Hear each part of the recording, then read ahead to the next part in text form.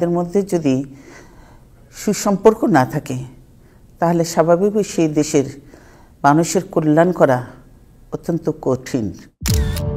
উন্নত চিকিৎসার জন্য লন্ডন যাচ্ছেন বিএনপির চেয়ারপারসন ও সাবেক প্রধানমন্ত্রী খালেদা জিয়া।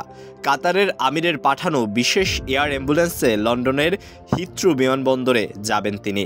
এ সফরে দীর্ঘ ৭ বছর পর তার ছেলে বিএনপির ভারপ্রাপ্ত চেয়ারম্যান তারেক রহমানের সঙ্গে সরাসরি সাক্ষাৎ হবে তার, যা মা ও সন্তানের জন্য একটি আবেগঘন মুহূর্ত হিসেবে বিবেচিত হচ্ছে। মঙ্গলবার রাত ১০টায় লন্ডনের উদ্দেশ্যে ঢাকা ত্যাগ করবেন বেগম জিয়া। দলের সূত্রে জানা গেছে তার সঙ্গে চিকিৎসক পরিবারের সদস্য ও দলের গুরুত্বপূর্ণ নেতাসহ ২৫ থেকে ৩০ জন সফরসঙ্গী থাকতে পারে।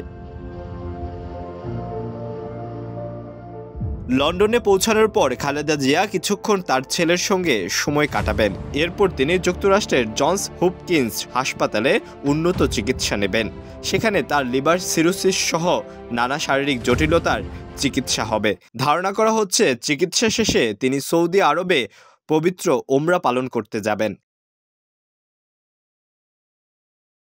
এর আগে ২০১৭ সালে শেষবারের মতো লন্ডনে যান খালেদা জিয়া। তখনও তারেক রহমান তাকে স্বাগত জানিয়েছিলেন, তবে এরপর দুর্নীতির মামলায় তাকে কারাবন্দী করা হয়। ২০২০ সালে শর্ত সাপেক্ষে তার সাজা স্থগিত করে মুক্তি দেওয়া হলেও বিদেশে চিকিৎসার অনুমতি দেওয়া হয়নি।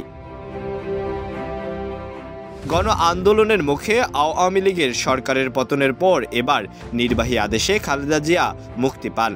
এরপর থেকেই বিদেশে উন্নত চিকিৎসার জন্য তার প্রস্তুতি চলছিল।